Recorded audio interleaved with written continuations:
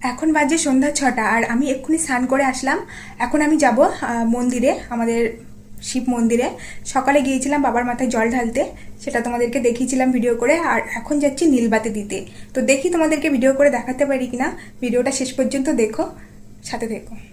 মন্দিরে যাব তার আগে বাড়ির ঠাকুর ঘরে নীলবাতি দিয়ে সন্ধ্যা দিয়ে নিলাম। এদিকে স্কুটিটাও বার করে নিয়েছি। আমি এখন যাব স্কুটিতে। সকালে গাড়িতে গিয়েছিলাম, এখন গাড়িতে যাব না, কারণ সন্ধ্যা হয়ে গেছে, বাড়ি আসার সময় সমস্যা হতে পারে, তার জন্য চলে এসেছি মন্দিরে। এসে দেখি ভিড় হয়েছে ভালোই, সবাই এই যে বাতি দিচ্ছে, এখন আমি দেব।